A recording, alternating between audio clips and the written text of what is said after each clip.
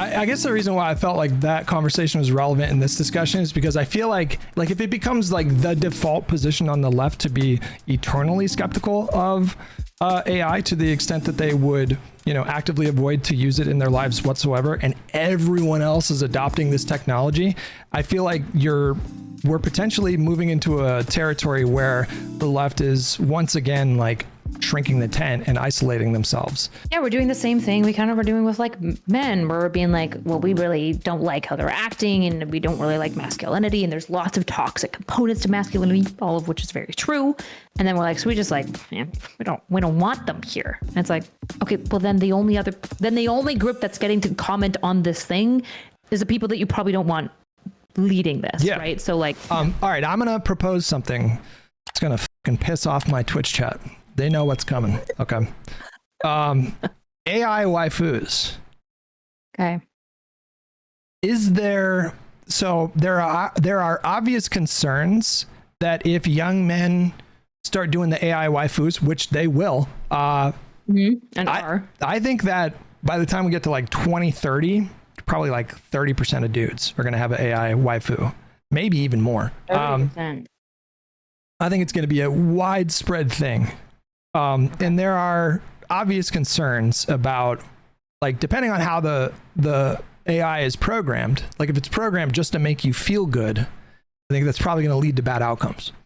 But could you theorize of an AI model that could function to actually help young men learn how to navigate their differences with the young women? I'm speaking about heterosexual couples, obviously here.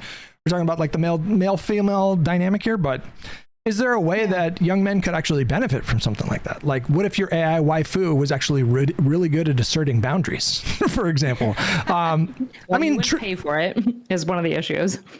Well, right, but like, can you not imagine that actually potentially, in some cases, if it's done right, you could actually help a young man figure out how to navigate that landscape? It's like you can use it as like a therapeutic social skill system, which would be awesome, right? We have one of the biggest limiting. So when you do treatment with like somebody who's an autistic young boy, one of the issues that you can run into is that a lot of things that they need help with is social skills practice. It's really hard to find willing participants because your therapist, they're always going to have positive oriented regard, and they can give you some feedback. But if you're 14 and you've got a 34-year-old therapist, I'm sorry, like she just doesn't generalize to your peers.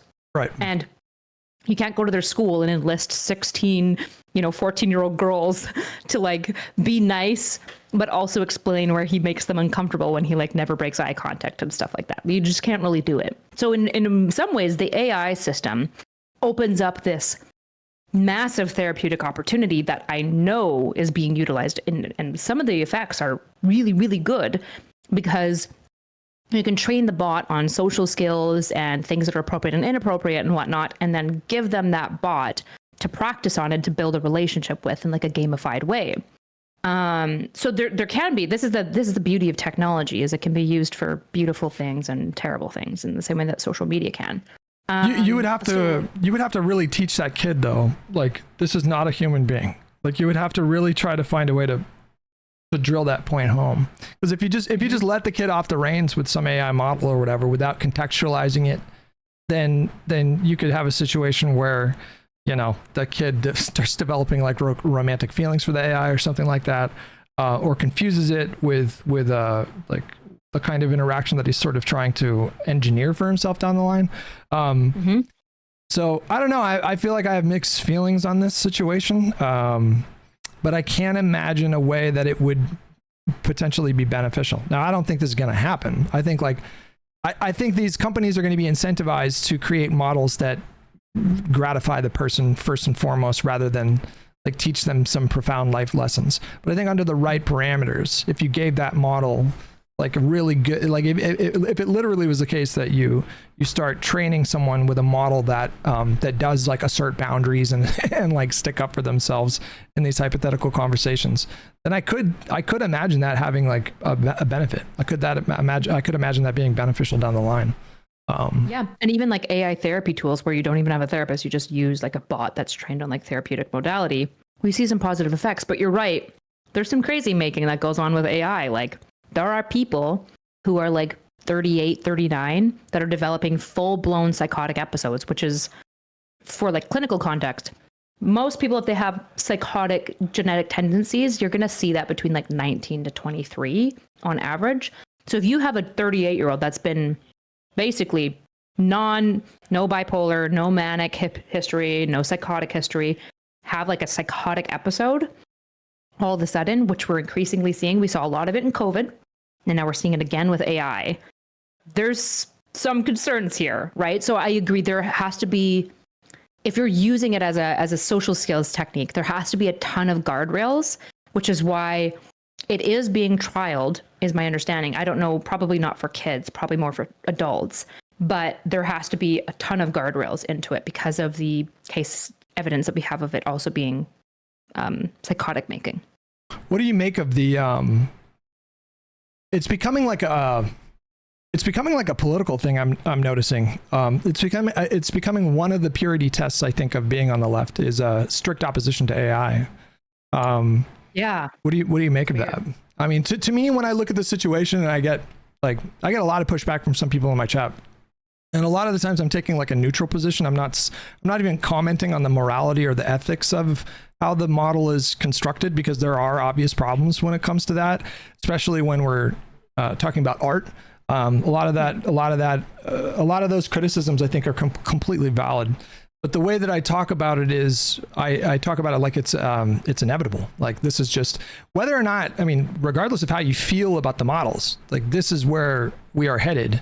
And I think it's manifesting in some really crazy ways as of late. Like the technology seems to be very rapidly improving. Like 2 years ago, we were looking at funny AI videos of humans having 7 fingers. And now Google, just a few days ago, releases this model where, you can give it a prompt, it'll create some fictional setting, and then you can walk around in the setting. It's like really mind blowing how they've iterated and improved the technology just in the last 2 years. And now if we fast forward 10 years, it's hard to imagine a future where most people, like I looked it up and it was something like 92% of people have a smartphone, iPhone or Galaxy Note or whatever. This is very ubiquitous technology. And it's hard to imagine where 10 years from now, where most people are not using some kind of AI model, multiple times in their day-to-day behavior. I agree. I agree. I think like the left aversion to AI is born out of caution. And I think the caution is extremely well-founded. I also think that if you just have aversion and don't engage with it, then you're just letting people without caution be the ones to like game decide about this technology. So technology isn't stopping. We're not going backwards, right? And also, to what point, right? Like nobody here are advocating for anarcho-primitivism. Nobody wants to be monkeys swinging in a tree. And so technology is here and going to continue to push forward. The question is, how is it going to be pushed forward, and who are going to be the people who have a say, right? Some of the people who have a say is going to be the users. So if you're not engaging with it at all, you're not aware of what AI is, you're going to run into the situation where if the left increasingly becomes anti-AI, but also not informed on it, then you're just not going to have a say in AI policy. Well, they're going to get dusted. They're going to get dusted in so many areas of their life as well, because people are going to be using these tools to get an advantage in the job market, and so there's those implications too. But there's I think it's telling if we propose, for example, AI tools like therapy tools for people, where they could use like a ChatGPT type program to tell the AI, like, I'm having this emotional experience right now and I'm having some trouble like working through it. Like, what do you think? And then the AI spits out some things that are therapeutically established to be effective in that spot. And it's also using like very empathetic language. And then that leads to like a good experience for that person. Like, but if you propose the idea of AI therapy tools, some people, their first instinct when they hear that is like, oh my God, that's like a fucking dystopian nightmare. But when I think about the possible positive application of something like that, it's kind of exciting. Because therapy right now, I don't know how it is in Canada. In therapy, a lot of the times, if you're going through your insurance, you call them up, maybe you're in a crisis, and they say, okay, we can see you in about a month and a half. And for someone who's in crisis and they hear that, it's like the worst news ever, because every day feels like a million years when you're miserable. And now if we imagine a possibility where somebody could get instant relief, and maybe it doesn't fully supplant like human to human therapy, right? Walks them off the ledge though. But it could sort of like help get them to a more functional baseline before that initial appointment with a therapist or something like that. That I think is like a really interesting, potentially really beneficial use of the technology. But if you even mention just the very concept of like AI therapy tools, some people feel like it's like a Orwellian nightmare. Yeah, I think just people are very odd. Our like societal's relationship with mental health is very interesting to me, because it's like it's the only health related industry where our identity is tied to the organ that we're concerned about, right? Like if we talk about like heart stuff, like who you are isn't really connected to your heart. But if you have identity crisis or existential distress, like that's happening up here, right? So I think people in many ways feel that like mental health is the black box, and there's some weird things that go into it that sometimes spit out bad experiences, and then there's some things that go into it that spit out good experiences, and the through line is not clear. So we want to stick to the most guaranteed things, like therapy is a really solid option, right? And I think the issue is that we are simultaneously facing a mental health crisis in our society that we are not prepared for. And the only people allowed to engage with them have to have a full therapist degree for understandable reasons, which is expensive. There's not enough of them, and it's hard to find a good one, because as we've had this mental health crisis, what you've seen in psychology is it started out that only people with counseling degrees, like a master arts counseling or a PhD, could offer therapy. Now it's walked all the way back to like social workers can offer therapy. And there's arguments pro and con, all that stuff. I'm not saying that social workers are bad for therapy, but we have been walking back the credentials in large part because we recognize an acute need, right, to address. And we go, I don't think you have to have a PhD for like most mood, like moderate mood disorders. Like probably anyone who's good with social skills and can learn some like basic ethics of psychotherapy and some basic modalities of CBT can do a pretty good job, which is true, right? And so even though we've walked it all the way back to social workers, we're still, rural communities have almost nothing. They have nothing for mental health. There's like one, maybe two therapists, and one of them always sucks. One of them's always like the worst.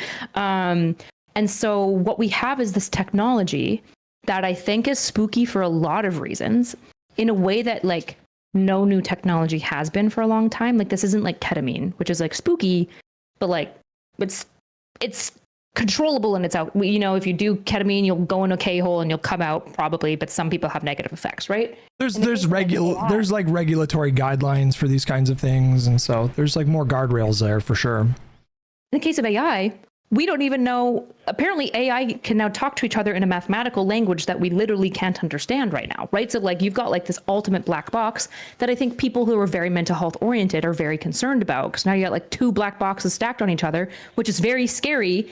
And it's somebody's entire identity at stake, which I think is fair to be cautious about.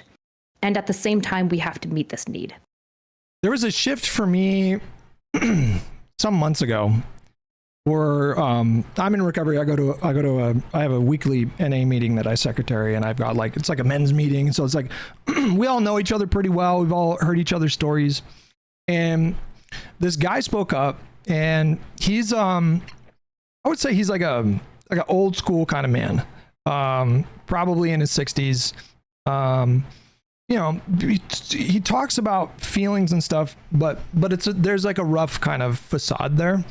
I would say masculine. He's like a very kind of like masculine person.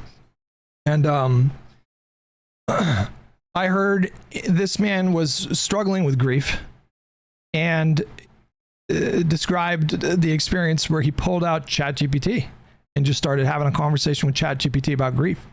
And he said it made him feel a whole lot better. And I heard him say that story, and I was like, whoa. I was like, this is, and I think this ties into what we were talking about before, because for a lot of guys, they don't think of therapy as they think therapy is an admission of weakness. That is still like a very prevalent attitude. I think it's getting better. More people are being open to therapy, but there's still a lot of guys where they feel like if they go to therapy, it's an admission that they've given up, or that they can't take care of themselves.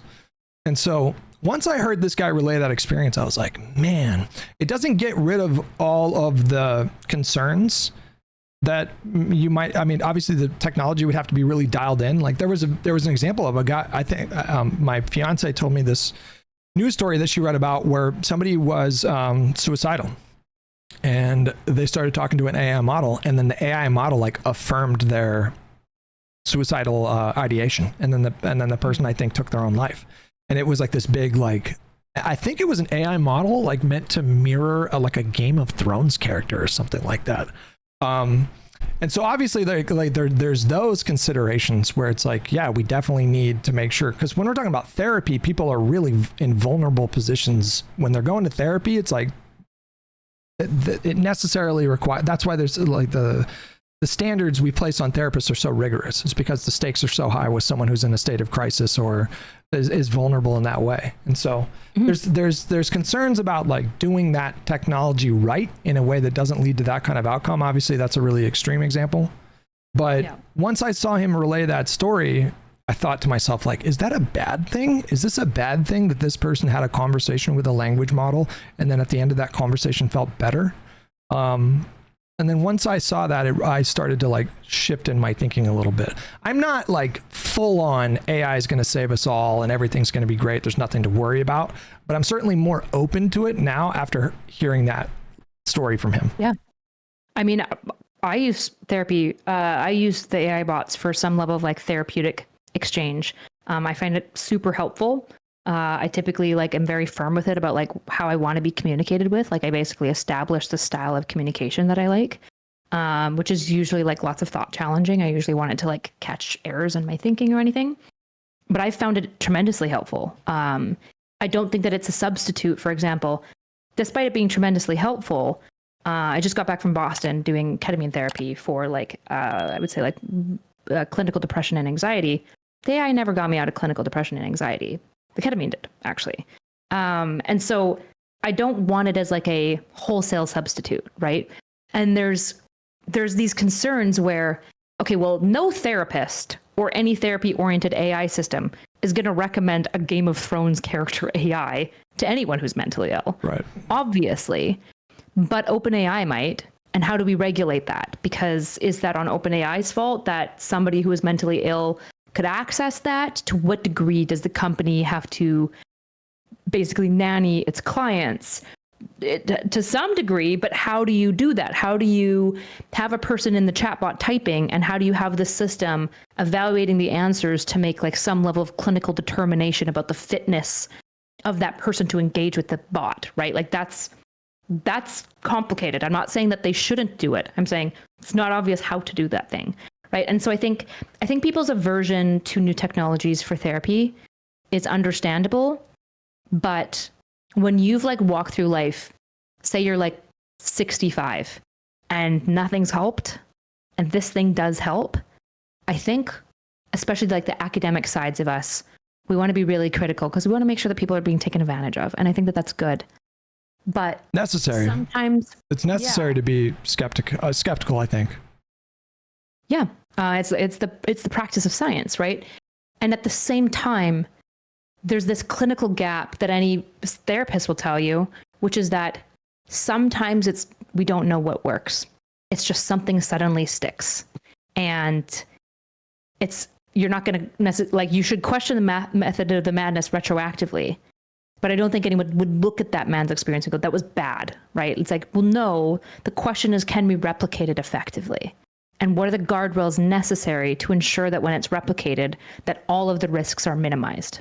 Because if, for example, I just want to be clear, a lot of people are like therapists, not all therapists are the same, right? The efficacy size of therapy is about 0.88, right? It's really good. People who go to therapy get better at an aggregate level. There are some therapists that have a 0.2 efficacy size.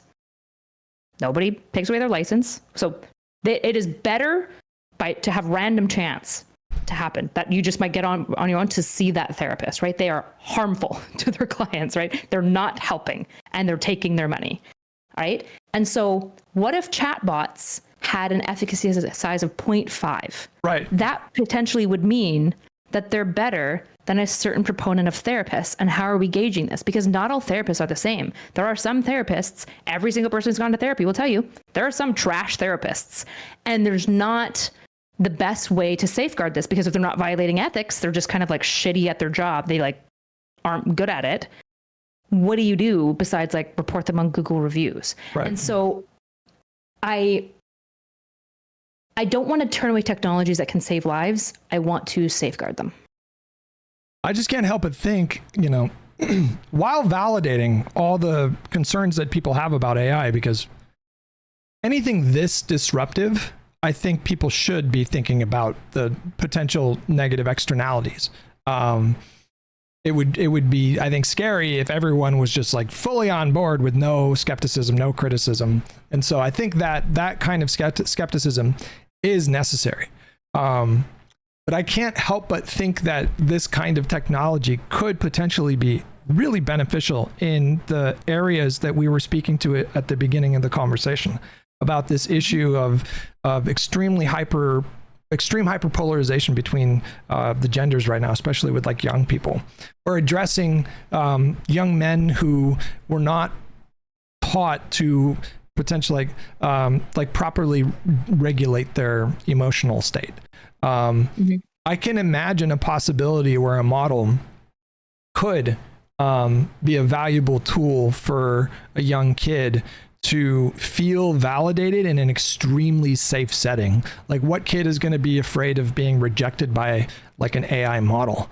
And I think that kind of ties to this older gentleman that I was talking about who used it to help him with grieving. Like, this is the type of guy that would, be hesitant to go to therapy. But because he had that openness, because he's not worried about judgment from this model, he was able to get some kind of therapeutic value from that interaction. I have to assume that at some point the models are going to get a lot better and they're going to have good efficacy ratings, and they're going to potentially be an extremely useful tool for young men to get at their emotions in a way where they feel like they're not being judged or villainized. So I don't know. To me, that's exciting. It's like mixed feelings with AI. It's like there's extreme valid concerns about the disruption, about the environmental impact, about the ethics of like stealing art, basically. And then I also have this other side of me that's like, man, that could be like, I can imagine a situation where that would be really useful. Yep, I agree. I just agree. It just has to have safeguards, right? There's something concerning about an AI therapy bot that's sold to clients, because then you've got this financial incentive, more so than I think therapists do, to keep them there and not off-ramping them to actual therapists, because they don't get compassion burnout. They don't get tired, so they can just endlessly go. There could be market solutions to that. So like if you have an AI model that has, let's say you're able to demonstrate with like empirical data that your model leads to significant relief of distress after like 5 sessions, then I think that's like a powerful like market incentive to push that product out there. But yeah, you're right. Like you can never really trust these tech companies, and it's for sure a possibility that some of them will be like, how do we engineer a way for it to do therapy, but also like keep the patient kind of money, like sick enough that they keep sending me money. That's obviously a concern, but yeah.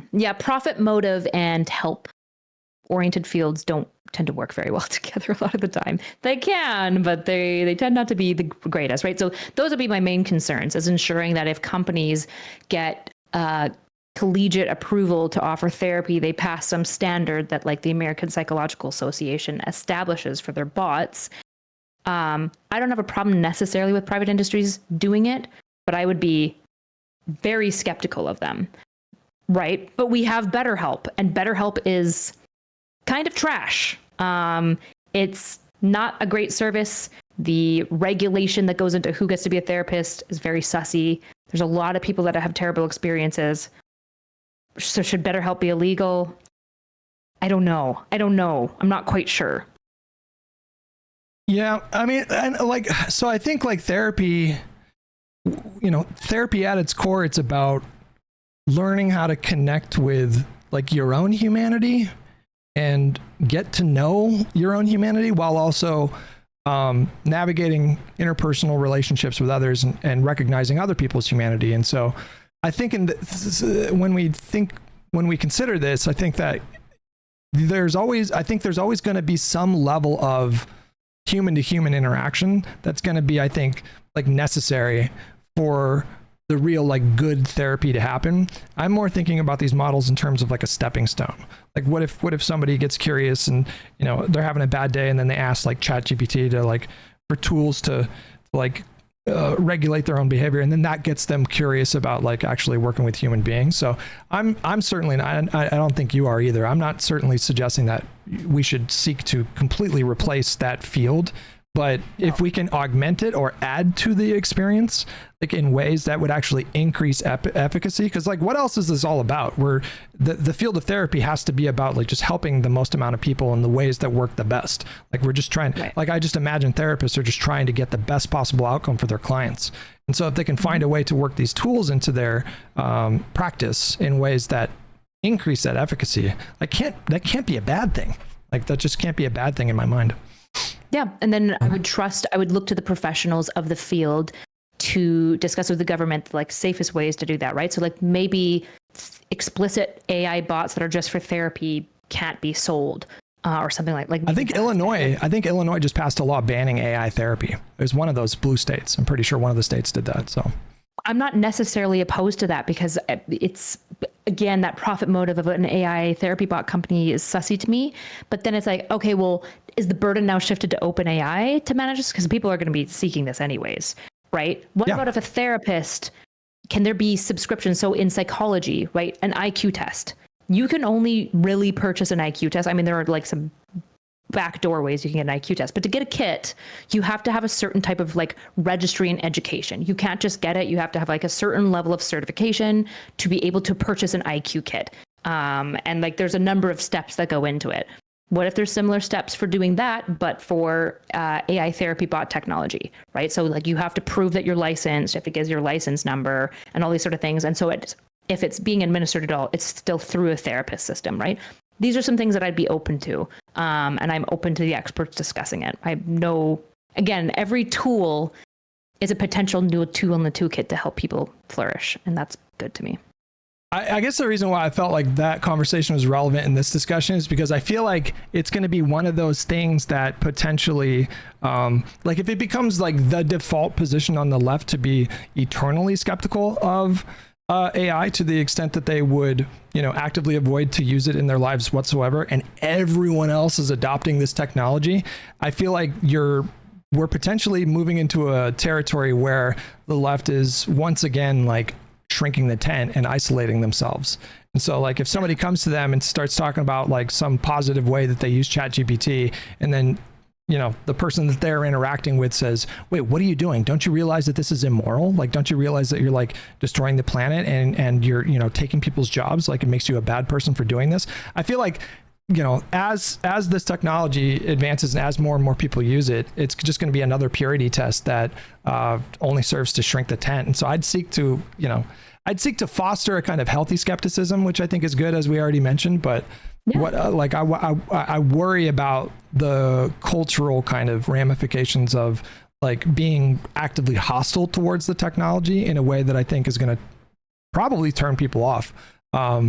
You know, people that might otherwise be sympathetic to your political movement, but if you tell them like, oh, it's just, you're this horrible person for using this tech, that person's gonna be like, okay, well, f me, right? And then they go over to the right ring, and then you got Elon saying like, you can do anything with Grok, and you can like turn any fucking picture into a video, and it's like a similar kind of thing that I see happening, like these bifurcating lines on AI. Yeah, we're doing the same thing we kind of are doing with like men, where we're being like, well, we really don't like how they're acting, and we don't really like masculinity, and there's lots of toxic components to masculinity, all of which is very true. And then we're like, so we just like, we don't want them here. And it's like, okay, well then the only group that's getting to comment on this thing is the people that you probably don't want leading this, right? So like, there's this element of like, it's like Marcus. I don't know if you're familiar with Marcus Aurelius. He's like my favorite Stoic writer, but he's an emperor who constantly bemoans being an emperor. because he hates it, because all he wants to do is like be virtuous and think. Like that's all he wants to do in his life. And he's like, oh, I have to do all this stupid emperor shit. It's so annoying. And all the people around me are clout-seeking goblin sycophants that are like not real people, and I hate it and stuff. And his like answer to this, after he like moans and whines about it, is like, it is better that I, who's striving to be ethical, is in this position than people who I know wouldn't even want to be ethical, right? And I think that that's like the answer in some of these Mollux games, right? This is like the super PAC answer. I don't like super PACs. I think that they're bad, right? I think C4s are sussy, no problem. The issue is that you're never going to get federally elected without the finances of a super PAC now. In most cases, weird Mollux game. Yeah, in most cases, right? So there's this weird Mollux game where you have to participate in the bad thing. You just have to do it the most ethically. And you have to be thoughtful about how you go into it. And I think if the left remains evangelical, like you're cooked. I don't know. There's a reason nobody likes evangelical Christians, because they're fucking cringe and annoying, right? And so if you're like the evangelical left who like doesn't believe in God, but still like has all these like weird catechisms and like do's and don'ts, and like you can just get kicked out of the club really easily, and people are constantly like morally like whacking you with a stick, I'm sorry, like nobody likes that. Nobody likes that. Nobody finds you enjoyable. Nobody wants to invite you to a party. There's a reason that we all don't like evangelical Christians, right? Yeah. And if we come off the same way, same with evangelical Christians, hate weird technologies. It's just for them, it's vaccines. I had somebody describe the revolution, like the idea of like, say you're a leftist and you want revolution to happen. I had somebody describe the revolution. They compared it to what rapture is to evangelical Christians. And I was like, oh my God, that's 100% true. Getting a little sidetracked there, but like somebody in my chat, my BFF Shotgun said, that wasn't you. You said, where is it? Nate Dogg said, the left isn't anti-technology. I don't know where you're getting that from. The left issue is who benefits from the technology. That's not been I don't know about your observations, but that's not been my observations. Like, I definitely get the sense that not the center left. I don't think the center left is like broadly anti-AI. I think they're probably more skeptical than like the center right, certainly the far right.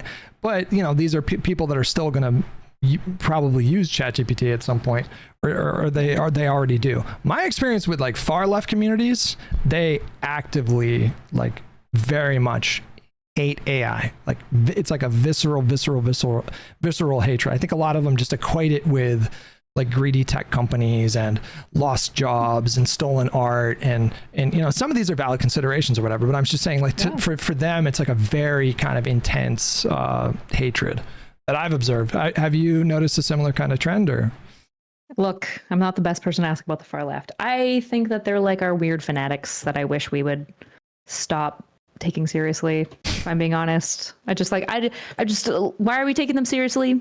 I don't know. It's just very strange to me. Again, there is nuance. Like, I feel like none of these people have read Aristotle. Like, there is a golden mean that we can find here, and that doesn't mean it's in the middle. It means you have to look for what the answer is. When it comes to AI, there are a lot of problems with it. Misinformation. The fact that the Maha report that came out, like, yeah. Did you see out of CDC that had ghost citations from AI? Yeah. That's bad and funny, because we caught it. The scary part is, what if we didn't catch it, right? What are there other things that are passing? So AI has so many ramifications that I think about, in the same way that social media does.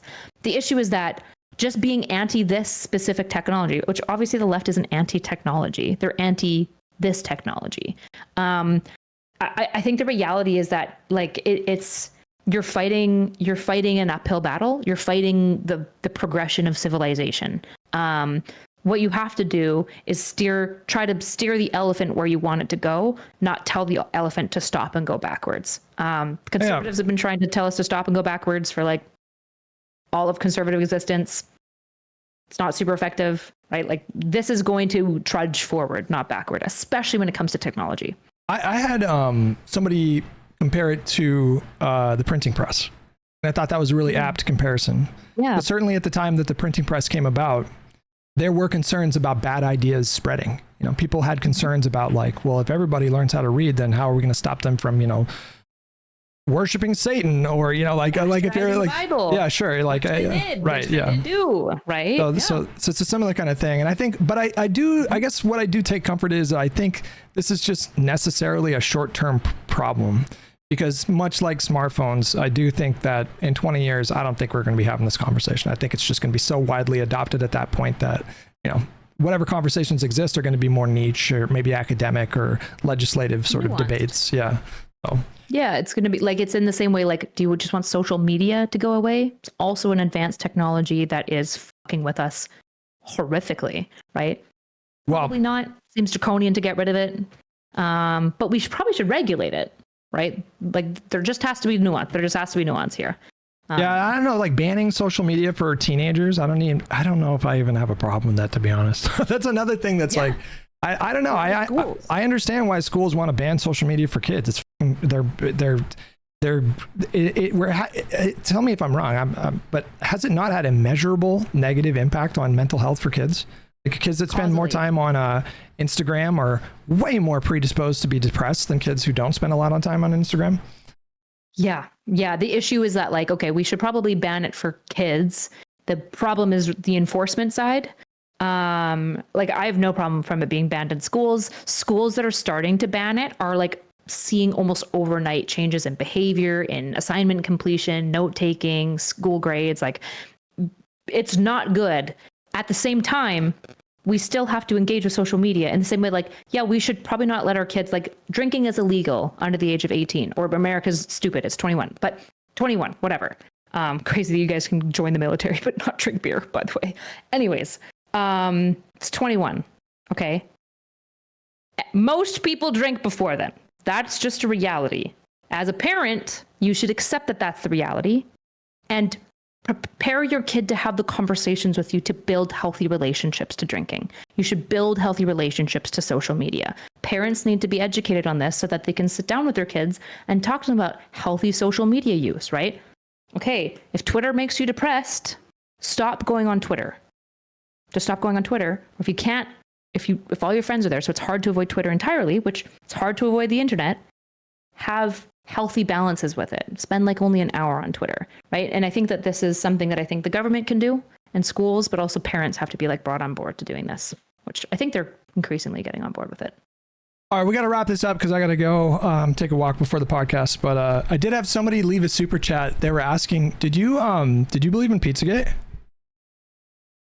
Pizzagate. Oh, is that the like a conspiracy about Epstein?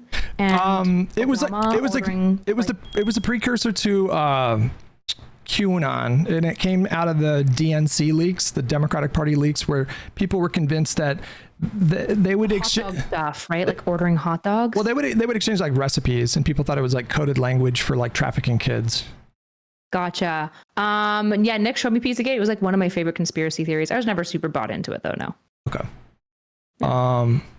Okay, somebody just left that, so I just wanted to ask you. But yeah, another good conversation. I really enjoyed this. Thanks for coming on. Where can people find you if they want to locate your stuff? notsoErudite everywhere. Cool. I'll reach out to you and we'll figure out a different topic for a different time. Sounds good. All right, take it easy. Bye-bye.